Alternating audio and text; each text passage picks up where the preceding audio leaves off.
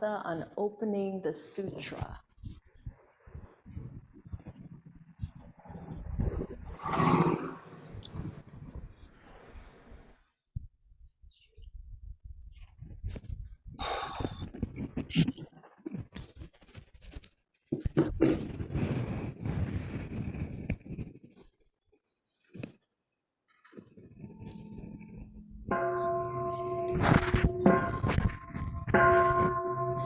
Gatha on opening the sutra,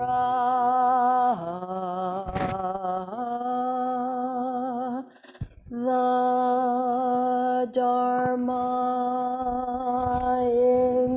incomparably profound and infinitely subtle is rarely encountered, even in hundreds of thousands of millions of ages. Now we see it, hear it, receive and maintain it. May we completely realize the Tathagata's true meaning.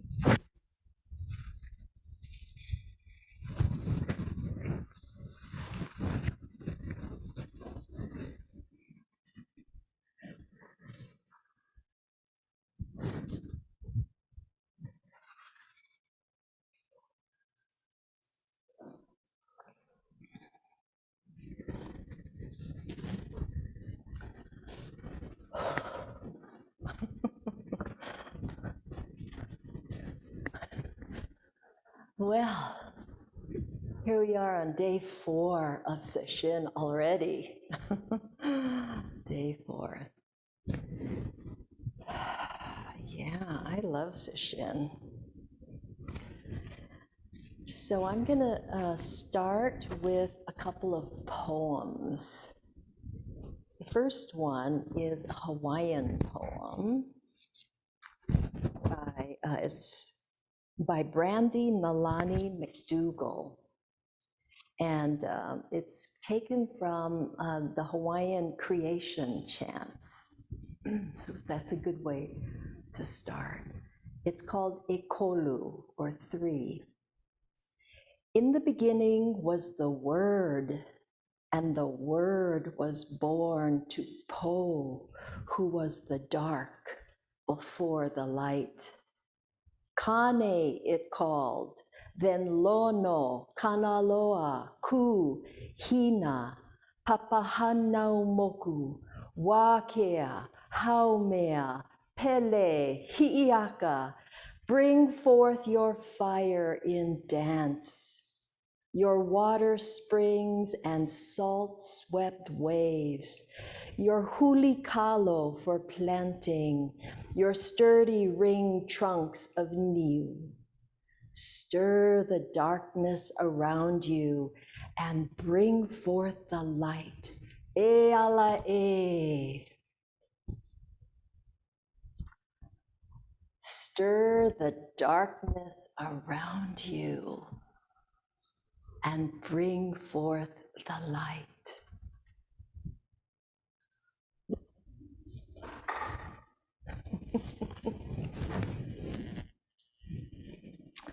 Yes, it seems like a lot of darkness is swirling around us these days. And maybe it's always been that way, but now we're just noticing it a lot. Stir the darkness around you and bring forth the light. E ala e.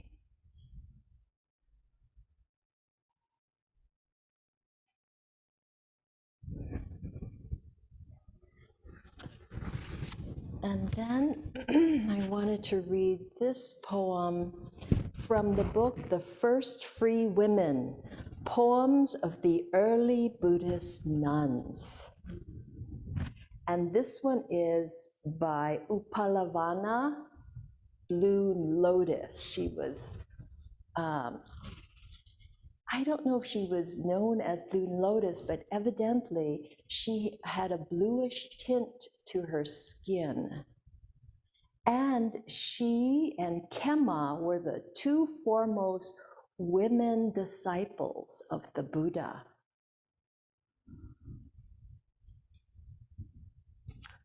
They were counterparts to the two chief male disciples of the Buddha, who were Shariputra and Moggallana. So Upalavana had this blue, darker tint to her skin. This is her poem. I hated my father, and I hated my mother for making him my father. I left home to get away from him, and then found him everywhere I went. But I trained hard. I learned to make my hands glow red with fire. And I handled the darkness with a chain. I swore no one would ever hurt me again. Then one night, while meditating in the woods, I was grabbed from behind. This sal tree is in full bloom, the man said. And here lying beneath, I find a sal flower with a lovely shaved head. Tell me, my little flower, aren't you afraid? I turned around. He looked just like my father. It would have taken so little, a flick of a finger, to make him burn. I looked into his eyes and saw the billions lifetimes that he and I had been running around the same circle together. Then I walked all the way down to the darkest parts of my own mind and stood in front of the blazing roar as countless lifetimes of fear and revenge threw themselves into the furnace. Burn with me, my sisters. And when you're ready, come up from that dark place where you've gone to be alone forever. The path leads directly through these vast worlds of fear and hate. We have all wounded and been wounded. We have all been made to feel weak. Yes, there is great strength in the darkness.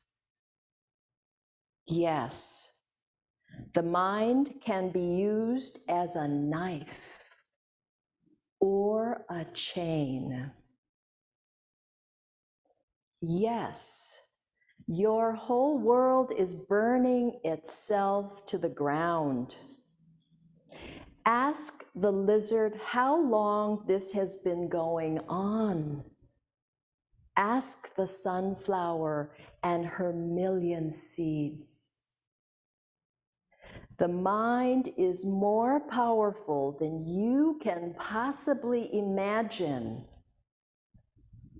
Ask yourself what you are really prepared to give up in order to be free.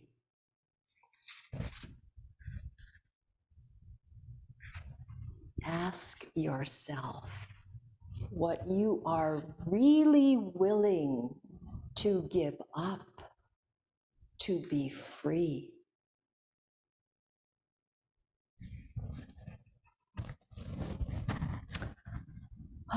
When I read that poem, I was like, oh my God. I love that question. What are you really willing to give up to be free?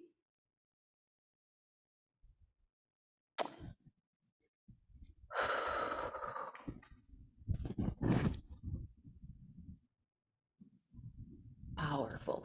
Upalavana was, evidently she was a beauty, very beautiful, physically striking woman. She came from a merchant family, and there were all these kings and princes wanting to marry her. And her father decided, so that there wouldn't be any animosities, that she should go to a monastery, which she was very willing to do, actually. So this story, this koan is taken from The Hidden Lamp, which is 25 centuries, stories of 25 centuries of awakened women. Something we don't hear so much, but it's becoming more common today, which is a wonderful balance, which is how it should be. There were two chief disciples, equivalent, female disciples, equivalent to the two male disciples of the Buddha. So this koan is called Upalavana and the Precepts. India, 6th century BCE. And it was reinterpreted by Eihei Dogen, Japan, in the 13th century. I'm going to read the koan. The nun Upalavana was a disciple of the Buddha. She visited the home of some noble young women and encouraged them to become nuns. They responded, "We are young and beautiful and full of life. It would be hard for us to keep the precepts." Upalavana replied, "If you break the precepts, you break the precepts. First, leave the household and become nuns." The women said to her, "But if we break the precepts, we will fall into hell. Why would you have us do that?" Upalavana said, "Go ahead and fall into hell." The women all laughed and said, "Why would you suggest such a thing?" She replied, "In a former life, I was a prostitute, an entertainer. One day, I dressed myself in nun's robes in front of my customers, just as a joke. And because of this, in my next life, I became a nun and took the precepts. But even though I was a nun, I was arrogant and broke the precepts, and as a consequence, I fell into hell and its sufferings. Later, in this current life, I met Shakyamuni Buddha, ordained, developed great meditative powers, and became an arhat. In this way, I learned that you can attain the fruit of the way even if you break a precept and fall into hell. The merit of receiving the precepts makes awakening possible. But if you never receive the precepts and do unwholesome things, you will never attain the way. Let me repeat that. The merit of receiving the precepts makes awakening possible.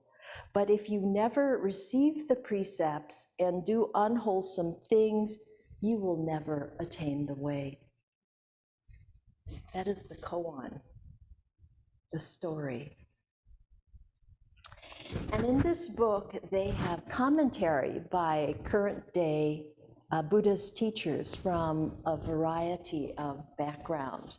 And this one is by Tubten Chodron's, her reflection. And she is a Tibetan American, or an American practicing in Tibetan Buddhism. So I want to read her reflection.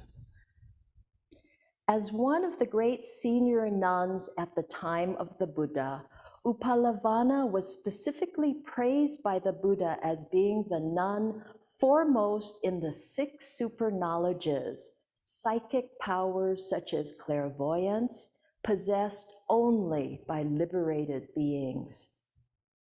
Upalavana was no ordinary practitioner, but someone whose life was dedicated to the Dharma and to benefiting others.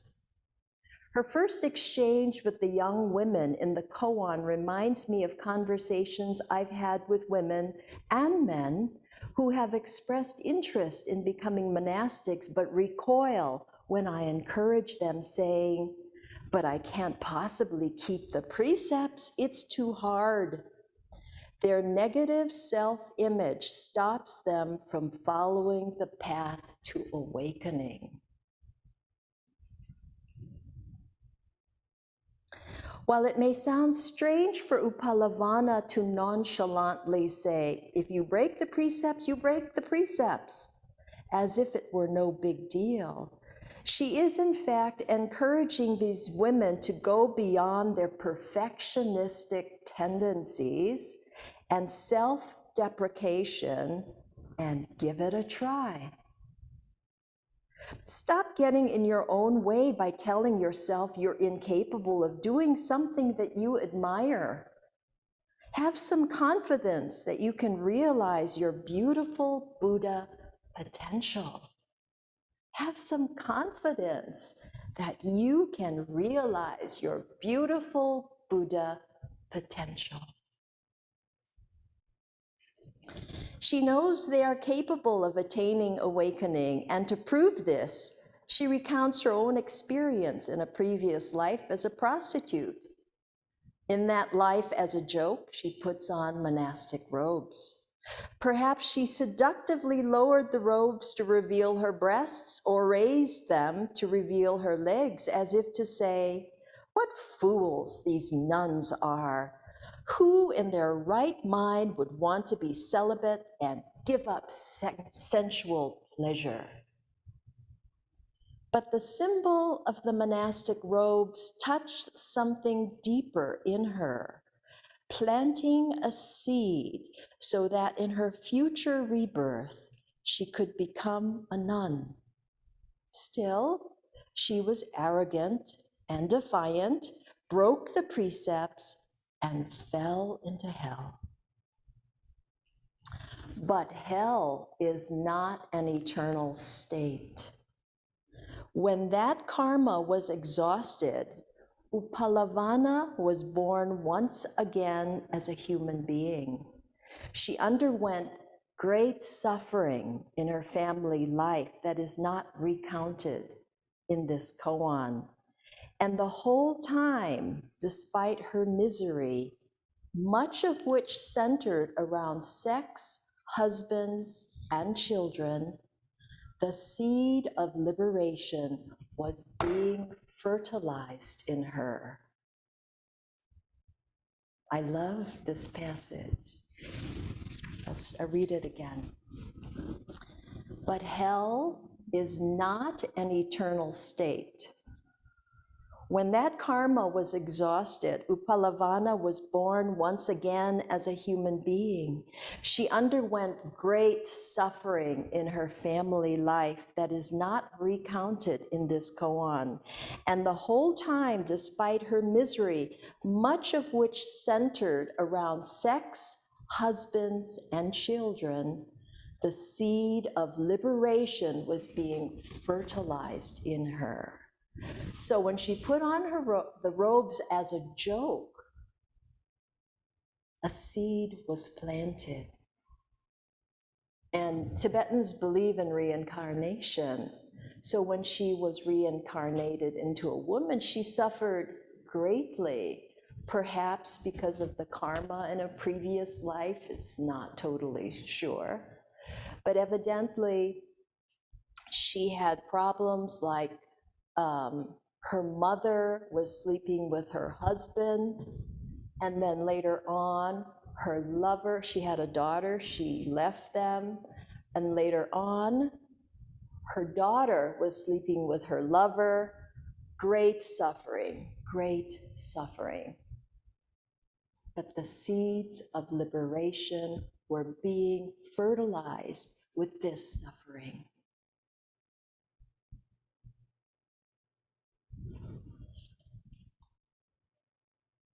At last, Upalavana became a monastic.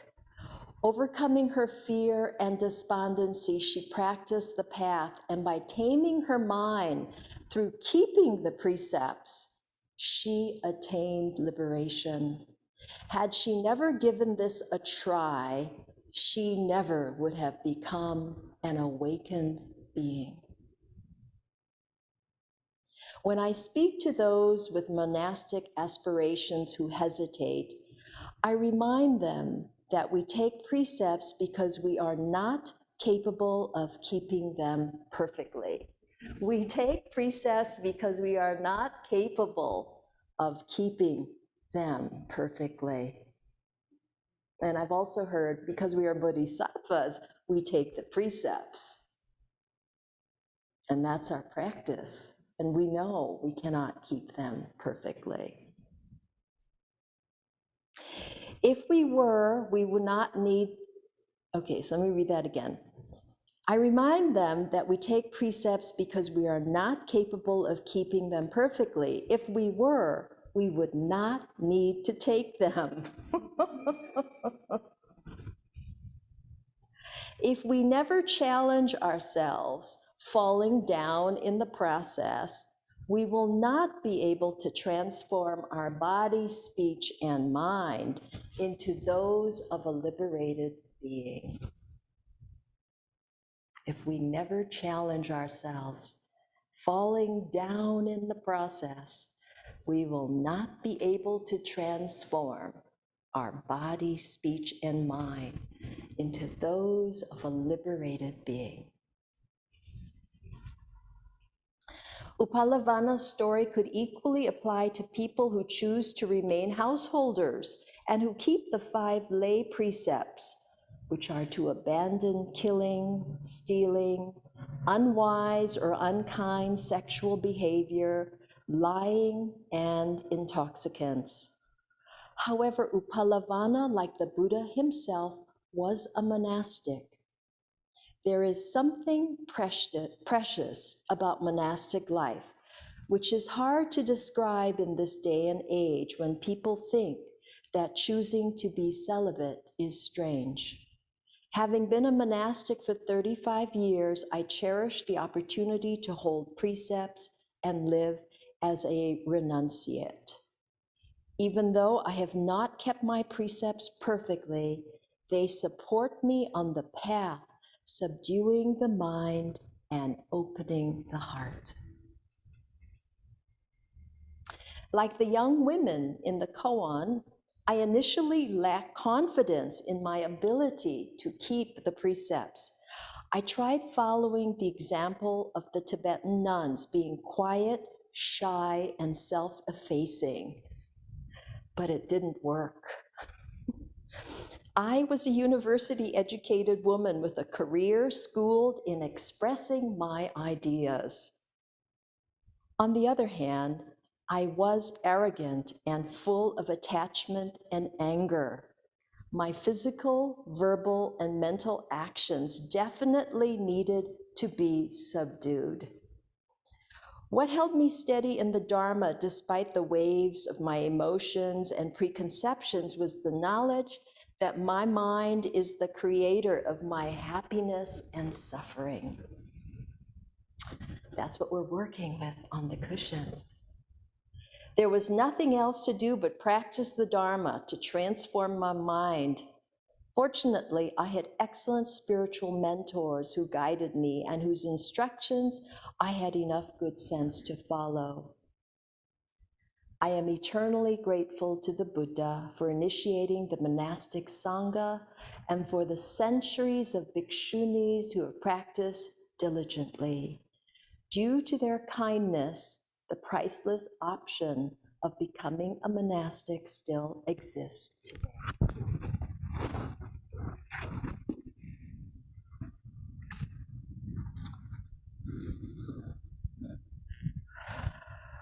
Wow, Upalavana.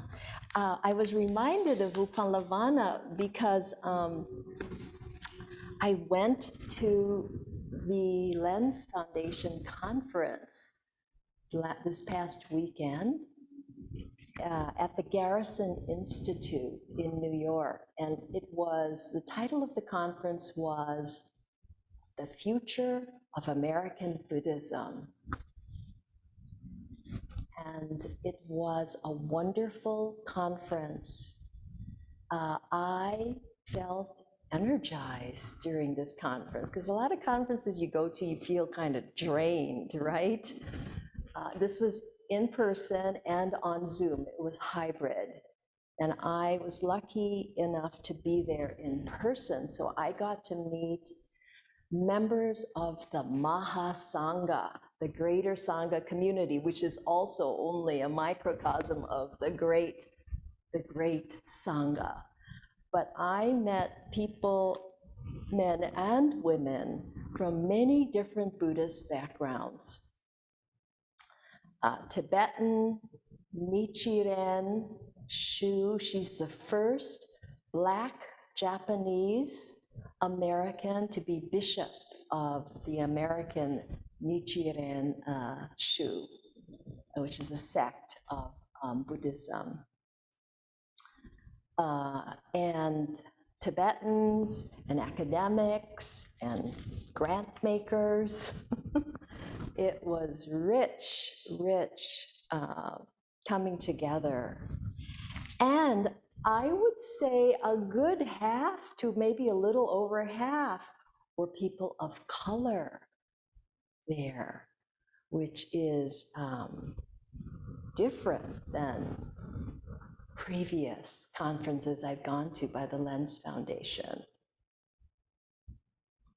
And so they were, the people there were very articulate and very strong, which was very nice to experience.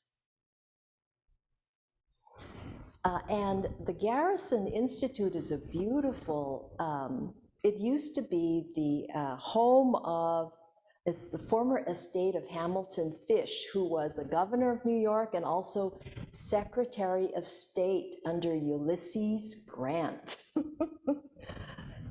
And then he, I don't know if he sold it or what, but the Capuchins, who are former Franciscans, got a hold of this and built like a minor seminary there that was preparing boys for the priesthood, and also a lay order of, they called it the Third Order Franciscans. These are men and women who were devoted to the path of St. Francis. And then finally, we were in the Monastery of Mary Immaculate.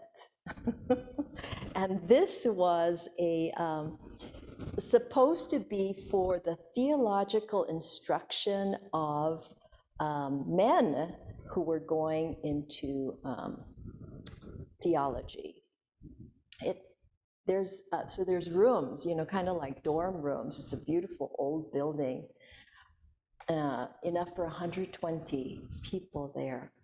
And right across the river is West Point Academy, an academy of war. And then across the river is this Institute of Peace. Perfect.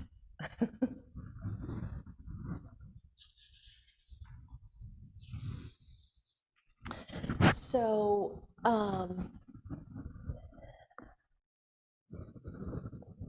you know, the koan asks, for me, the koan brings up these questions of karma. I myself, you know, don't believe in karma just because I don't know about it, but Tibetans really believe in karma and reincarnation, and what you do in a past life can affect you in this life, as we saw in Upalavana's life, perhaps, right? How she was affected in the next life, or how she lived her next life of great suffering in terms of relationships. So that, but what's important in this is that what you do in this life is important, right? So, so maybe you have heavy karma to burn off, that suffering that arises for you, but this path is a way for you to work with that karma. I feel that came up for me in this koan, right? We have a path. The precepts are a way of living your life in an ethical framework. And yes, we're going to fall off the path, but at least we have a path that we know is one of sanity, and one, if we stick to it, can benefit others as well as ourselves.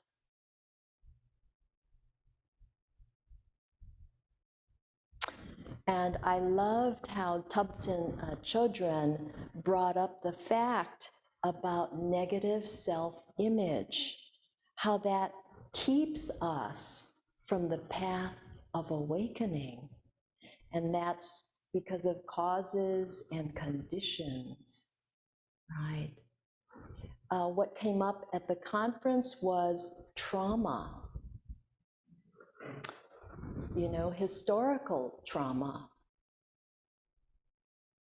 And I can, as I said yesterday, I love Thich Nhat Hanh's example of, can you see the sun and the trees and the air in a piece of paper?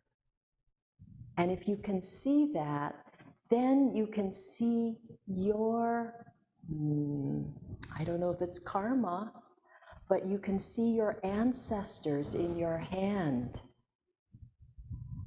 right? And my ancestors, my couple generations, and one generation also, were imprisoned, incarcerated in World War II camps set aside for Japanese Americans who were innocent. And can you imagine the shame, the huge shame that caused them?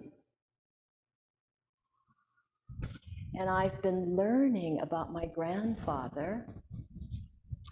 I have a group of cousins on both sides of the family, actually, that meet monthly in a Zoom meeting. And we've been trying to understand and to get the historical facts of what happened to our maternal grandfather, who was taken away about 3 months after the war started, after Pearl Harbor. And he was innocent and given maybe a couple hours to pack his stuff, and off he went. He had 9 children and my grandmother and a country store that they had to manage. And it's interesting, my family, you know, my parents never talked about that. We just found out later with a letter that he had written, my grandfather had written my grandmother. And I've been wearing this black t-shirt. I don't know if you notice it, but this was a t-shirt that we had at one of our family reunions, and on the back is a Go board. I'm so sad I haven't learned how to play Go yet. I gotta learn how to play that game. It's kind of like chess, evidently. And I missed my opportunity to learn it from Bernie Glassman when we were living, because he loved to play Go.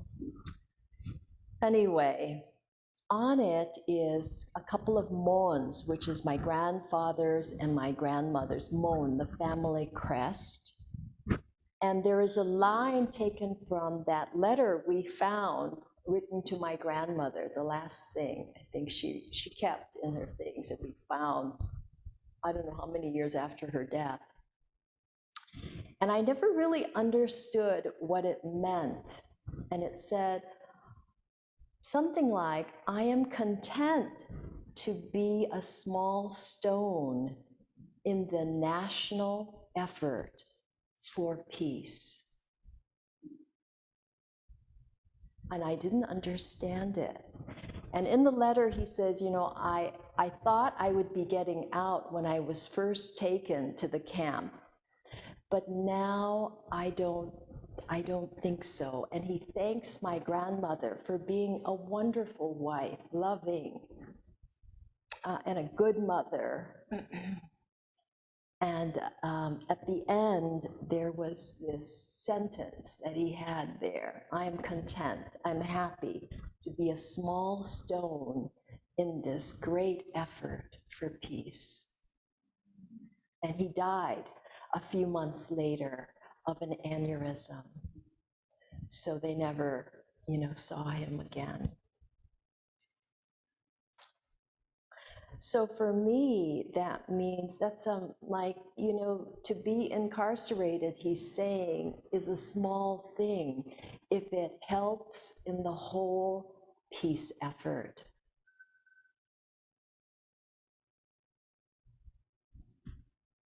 And his family goes back, his half-sister wrote to me once saying, there's 600 years they tended a Shinto shrine in his family. So it's interesting to see that kind of peacefulness kind of coming through there, that line, that family line. So unhealed trauma, intergenerational trauma, anything unhealed is going to keep coming up. So, right, ask yourself, what are you really prepared to give up to be free? So that intergenerational trauma, how do you heal that?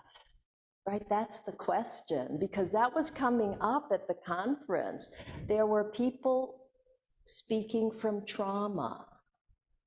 And then if you haven't worked with your own trauma, everybody has trauma, right? If you haven't worked, and but I mean work is really bore witness to it, like we do during session, to our stuff. Not just sitting there to get all relaxed, but yeah, that's also good.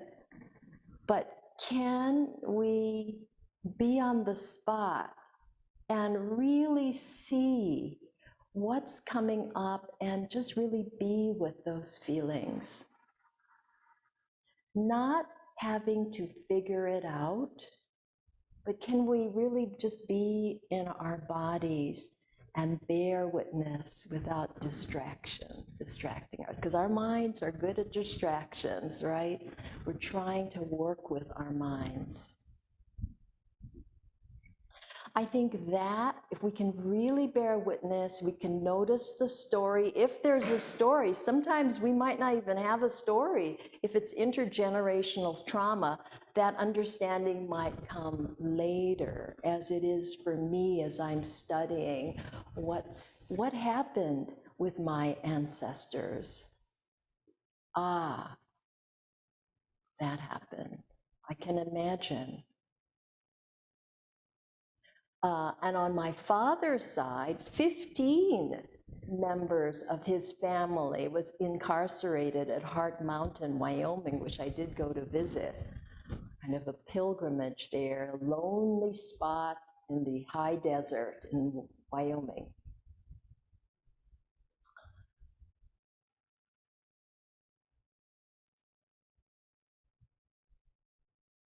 And none of them really spoke about it when I was growing up, except my uncle, who's married to my paternal aunt. When there was redress monies available for every person incarcerated still alive, I said, Uncle, are you gonna apply for this? Because you have to make an application to tell your story.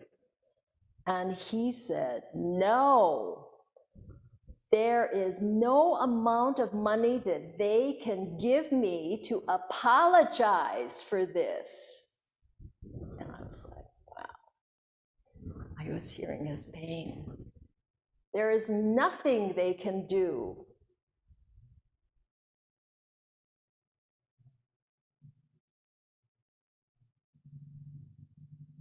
I said, but Uncle, it's $20,000.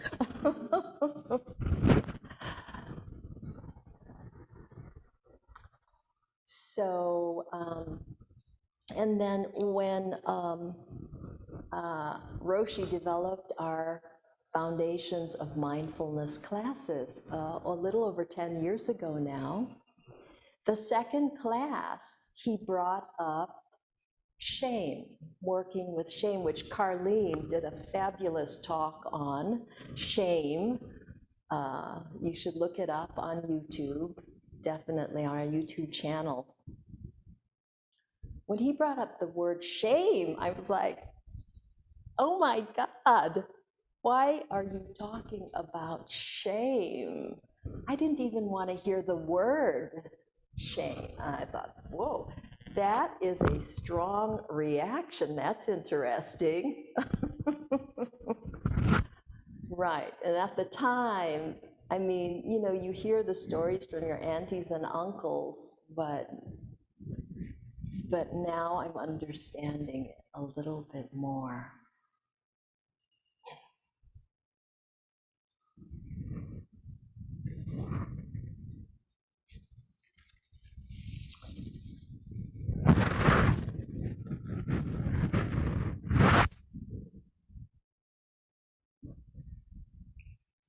So healing is really important.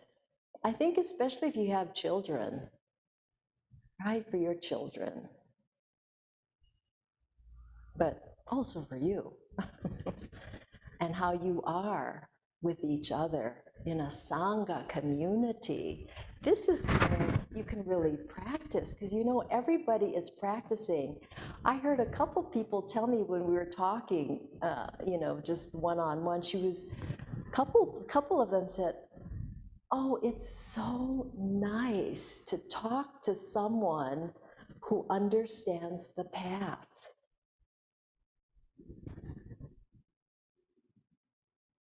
You don't have to, you know, you're all on the same plane here. So the Sangha is a jewel, because this is where you can really practice when the rubber hits the road and you're really upset with somebody, right? Because you're practicing the precepts of patience, right? Not lying, being generous,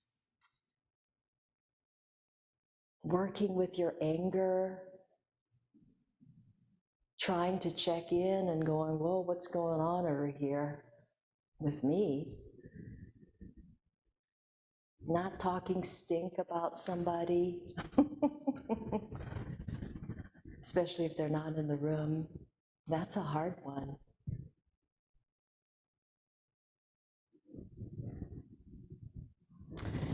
So the Garrison Institute has got some excellent resources. I went to their website. They have got a weekly BIPOC meaning Black, Indigenous, People of Color meditation group that meets every Thursday. And it's online. They're an online community. And they've got some amazing resources I saw.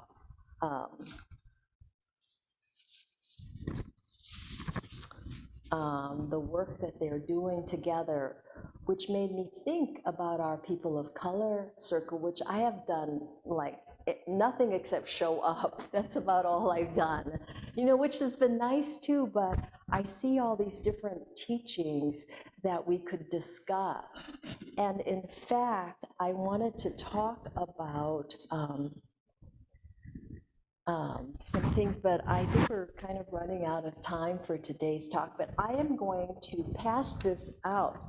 This I saw is put together by a group called this man, Kazu Haga, who works with Kingian nonviolence, Martin Luther King nonviolence. He's a trainer and he's had over 20 years experience in nonviolence, restorative justice. He put together these fierce vulnerability considerations. Fierce vulnerability considerations. Now, we have talked about vulnerability before here and how it is really actually a strength to be able to be vulnerable. Doesn't that sound like an oxymoron or whatever, right? But yes, it takes strength to be vulnerable, to kind of show your heart, to open your heart. So here's some fierce vulnerability considerations that I will pass out. Then maybe we can talk about this next week. You'll have a chance to read it here, and I'm going to post it online as well through the chat. Okay, I'm just going to take a little break here as I post this in the chat.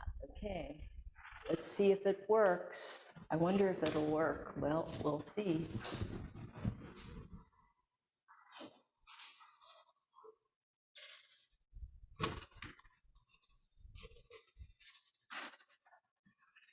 Oh, shoots, I don't think I can do it in the chat. I guess I cannot post, oh wait.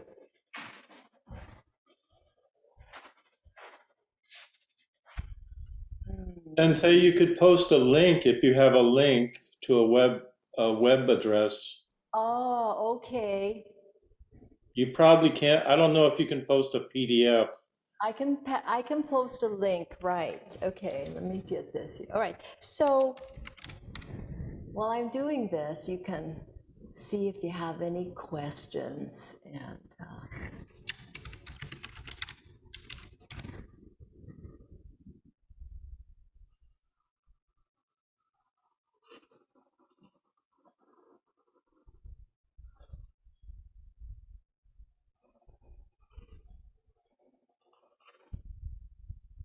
okay, I will post this link. Oh, shoot. Okay, I'm going to post this link, and you can go and look at fierce vulnerability considerations here. You have to just scroll down a little bit. You'll see it's the, the BIPOC.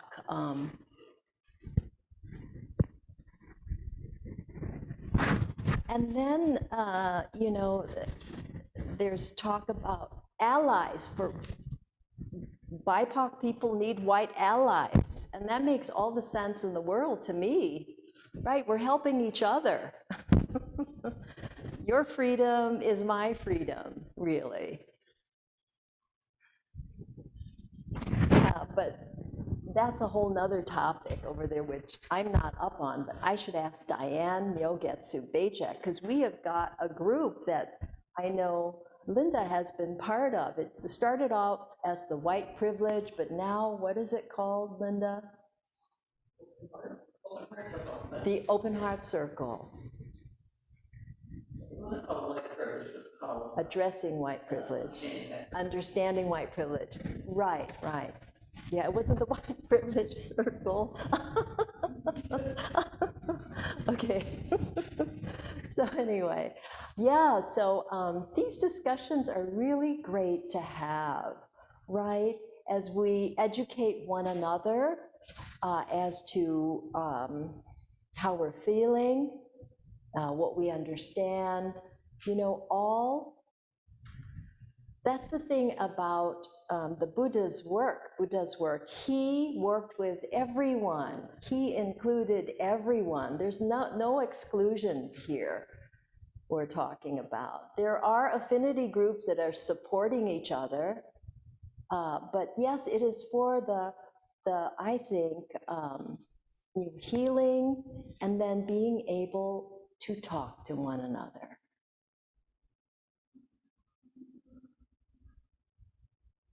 For understanding, mutual understanding, appreciation, and in Hawaii we say aloha, deep abiding love.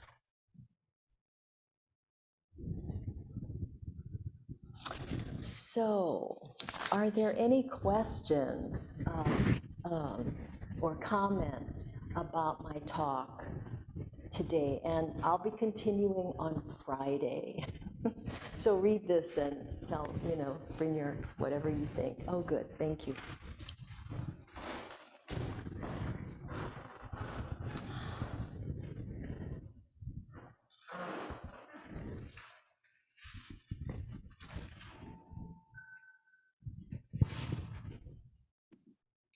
I can say something. Yes, Can they, I guess they can hear me? Yes. A part that really touched me was in the story of the, I guess you call her nun, right? Upalavana. Yeah, and when she looked at the threatening man, and instead of what we would call today that invoking that or going with that fight or flight reaction, she looked in his eyes and saw the generations, and being able to look at someone who was what you would call a trigger for her trauma and understand, of course for her it was instant, but if for me it's sort of a metaphor of understanding the trauma through the generations and knowing that you might have a parent, one or both of your parents are wounded and have had unhealed wounds. And she had that compassion to see that instead of either fighting with him or inflaming literally him or running away, she didn't do that. I just thought that was so touching, beautiful, challenging. So thank you. Thank you, Anne, for that. Yes, I like the question, right? She asked, what are you really prepared to give up to be free? All of our conditioning, right? Years of conditioning. Can we let go of that? The thing is, though, you can't let go unless you see it. So the practice on the cushion for me is about being precise and being able to see conditioning. And then, just like with our thoughts, right, we're working with our mind, we can let go, let go.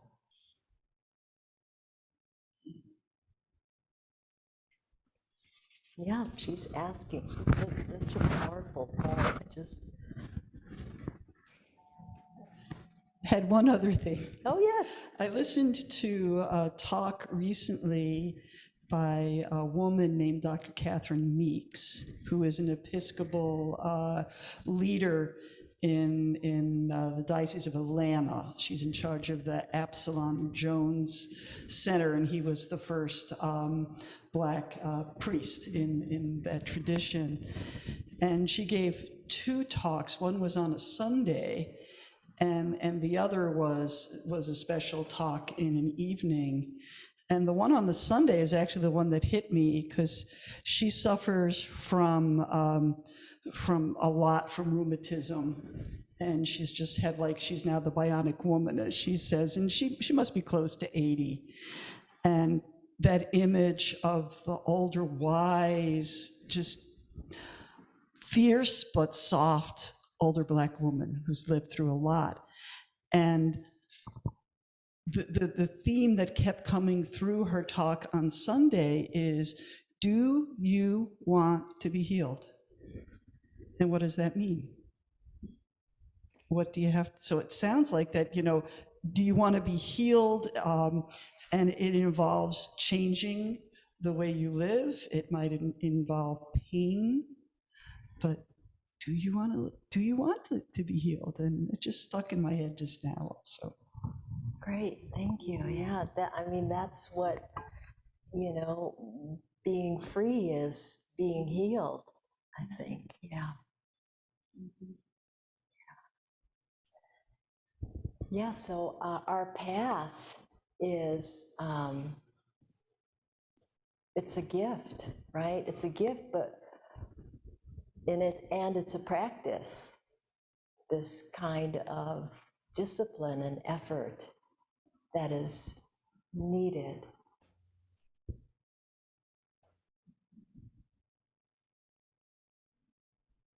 And that's what Sesshin is all about.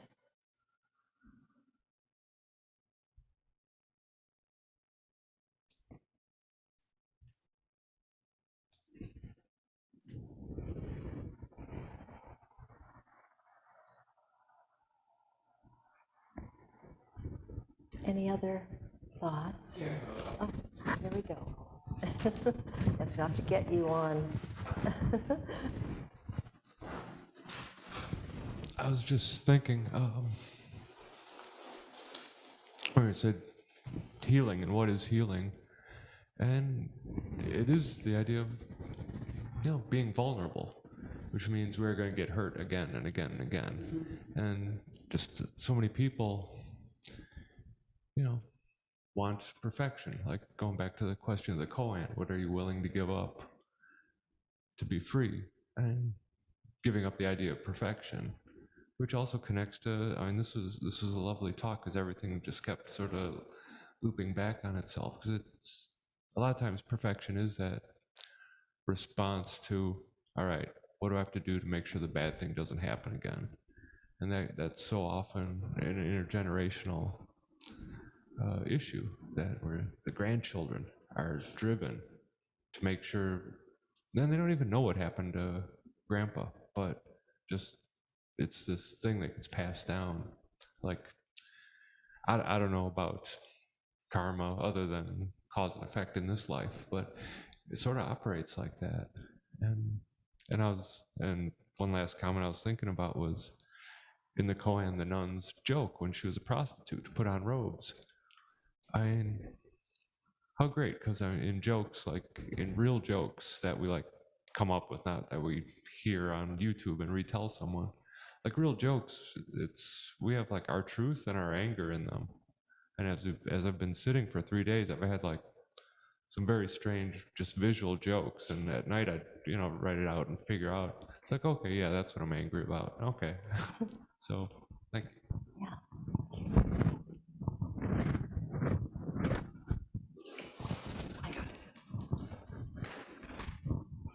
Yeah, the robe symbolizes so much, right? We take up the robe. The robe is it's a refuge. It's a symbol of our service to others. Also our awakening, our dedication and commitment to awakening to our lives as it is.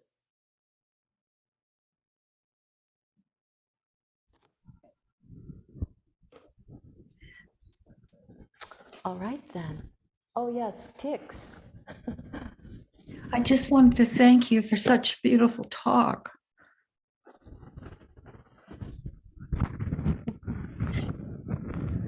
And also for bringing out and mentioning the lamp book, The Hidden Lamp.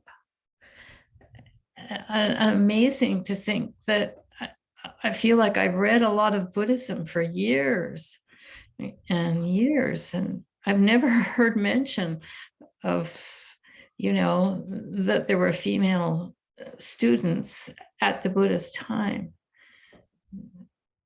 So, Yeah, I know, the hidden lamp. It is now becoming right. unhidden. So thank you for keeping it less hidden. You're welcome. Thank you. Oh, one more comment here. Yes, Joy. Sensei, I just wanted to thank you for just kind of bringing your own personal story as far as, painting a picture of what generational trauma could look like. And I want to thank you for that vulnerability. It kind of helps paint a picture of what that kind of looks like. Kind of opened my eyes to what that looks like. So thank you. Thank you. Thank you. Yes, vulnerability. In this fierce vulnerability considerations, one of them is our power lies in our defenselessness. Isn't that interesting? Our power lies in our defenselessness, although you would think opposite, right? When we feel we have nothing that we need to defend is when we are our most powerful. Ooh.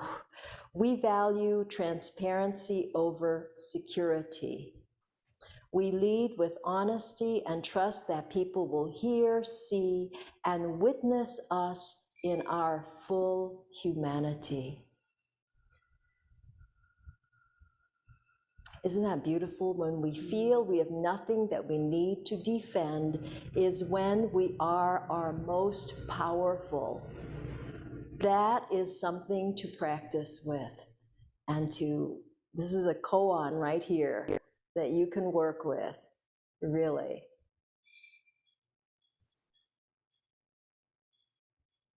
And so much more to say about that. But this is good for now. And let's have lunch and rest or exercise, whatever you want to do. And then you can sit or the practice of immediacy.